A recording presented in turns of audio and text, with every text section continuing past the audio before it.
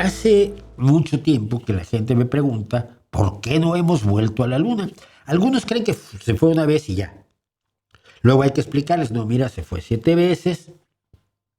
Una vez no se llegó porque tuvo un problema la nave espacial, generó una película que tú debes conocer que se llama Apolo 13. Llegaron al Apolo 11, el 12, el 14, el 15, el 16, creo que hasta el 17, no me acuerdo. Pero te dicen, no, se dejó de ir a la Luna. ¿Por qué se dejó de ir a la Luna? Porque dejó de ser interesante. Porque dejó de ser relevante políticamente, porque dejó de ser un dinero que valiera la pena gastarse, porque dejó de llamarle la atención al público estadounidense y no le tenía ningún interés ni los chinos ni los soviéticos en ir a la Luna. Ya había ido a Estados Unidos, se había ganado una guerra política. La exploración espacial fue una gloria de la ciencia, pero no se hizo. No se hizo para impulsar la ciencia y el conocimiento. Fue una parte de la Guerra Fría.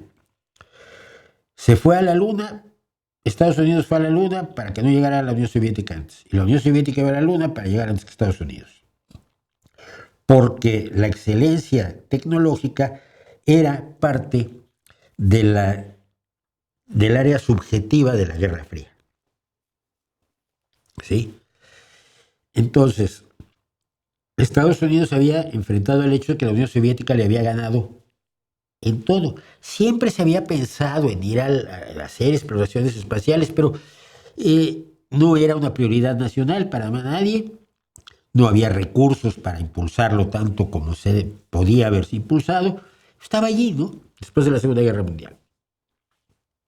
Tanto la Unión Soviética como Estados Unidos se llevaron investigadores y científicos alemanes que habían trabajado en las bombas B1 y B2, V1 y V2, porque usaban cohetes de retropropulsión, que era evidentemente la forma que se había demostrado que era la mejor forma de ir al espacio.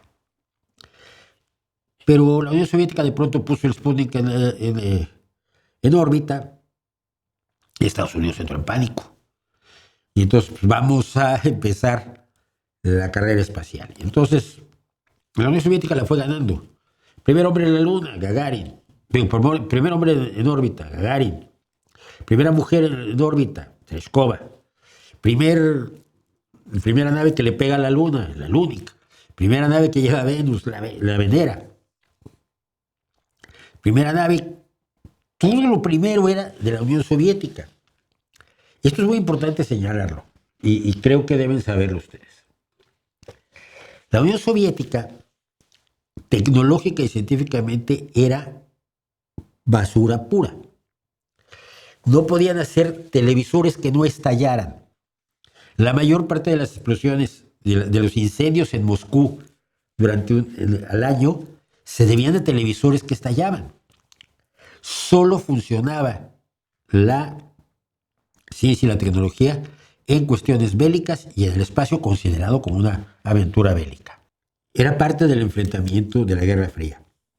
Entonces Estados Unidos hizo un esfuerzo extraordinario por llegar a la Luna para ganarle la carrera espacial a la Unión Soviética, carrera en la que había perdido todas las etapas anteriores.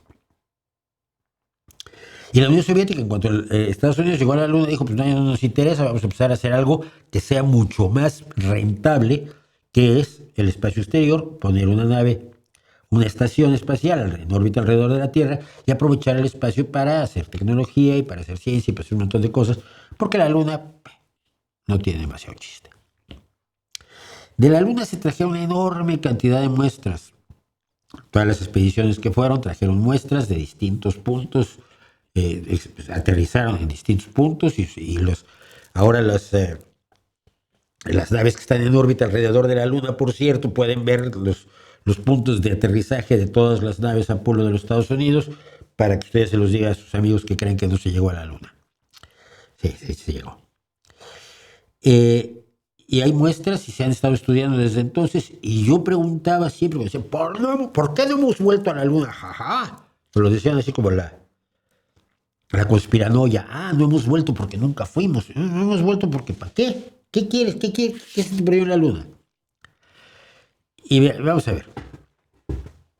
Sí hay argumentos para ir a la luna, pero no son los que ustedes creen. Primero, es eminentemente científico y francamente decir que vamos a hacer ciencia en los alrededores de Donald Trump, pues es como mejor no decir nada, ¿no? Porque Donald Trump no entiende de lo que es eso de la ciencia, ni le interesa. Él va cuando tiene una opinión en contra de un hecho científico, como en el caso de los generadores eoloeléctricos, pues él dice que son ventiladores. No, no es cierto, los llama molinos de viento. Cree que son molinos de viento, es fascinante. Les llama windmills y nunca les llamará turbinas eólicas ni nada por el estilo, que es precisamente lo que son, ¿no? Él los ve como los del Quijote, en fin. Entonces, ¿hay un motivo científico para ir? Sí. ¿Hay otro motivo científico? ¿Hay otro motivo para ir? Sí. Dicen que son los recursos y la economía.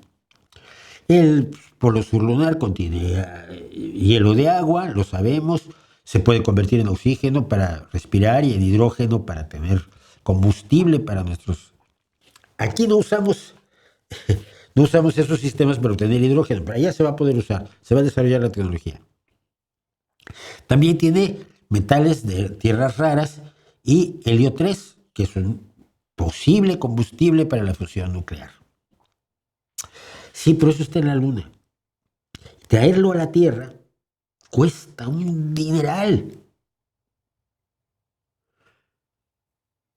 Cada kilo que mandas al espacio tiene un coste elevadísimo. Mandarlo a la Luna tiene un coste muchísimo mayor.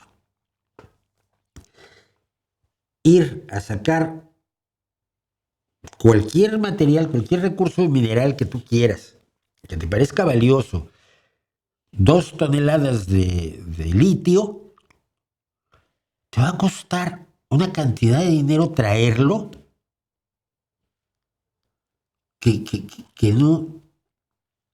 no hay forma de ver la viabilidad económica. Quizás la haya en un momento dado, en este no.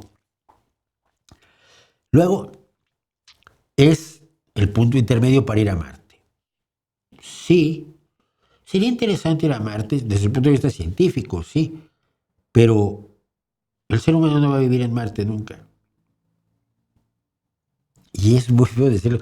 Yo escribí ciencia ficción, yo viví toda la edad de oro de la ciencia ficción, donde se esperaba que el ser humano se extendiera por el universo como una plaga, como un moho, y ocupando galaxias y sistemas planetarios. No va a pasar. La mayoría de los planetas que hemos encontrado, los exoplanetas, están lejísimos. No se puede ir. Y si vas, no se puede volver. Puedes ir en naves generacionales donde la gente se reproduzca dentro de la nave y después de 5.000 años lleguen a aquel planeta. Desde el punto de vista de lo que estamos en la Tierra, nos da exactamente igual. Bueno, pero podemos convertir a Marte en un vergel. Oye, si lo podemos hacer en Marte, pues vamos haciéndolo en el desierto del Teneré, aquí en la Tierra, ¿no? Y en el desierto de Atacama, y en el desierto del Gobi. Y convertimos eso en un vergel para que todo el mundo pueda comer, ¿no? ¿Por qué terraformar Marte cuando no has terraformado el planeta Tierra? Una vez que te vayas a Marte ya no puedes regresar a la Tierra. Las alteraciones que sufre el cuerpo humano en el espacio son bien conocidas por la estancia de astronautas en las estaciones espaciales. Una vez que te vas 6 meses a Marte, estás un mes en Marte, regresas 6 meses después y no puedes estar en la Tierra como no sea con atención médica profundísima y en silla de ruedas. ¿Qué sentido? ¿Alguien se va a ir de vacaciones a Marte, 6 meses de viaje para estar una semanita en las playas inventadas de de un monte en Marte no parece. Finalmente, intereses estratégicos y geopolíticos. La presencia en la Luna es una forma de proyectar poder nacional y obtener acceso a recursos valiosos que, insisto, que traerlos es inviable. Pero bueno, sí, esos intereses geopolíticos y estratégicos son los mismos que movieron la carrera espacial en los años 60, 70. La oportunidad económica, una economía cislunar con turismo y minería y algo que cree miles de trabajos, créalos aquí, ¿no?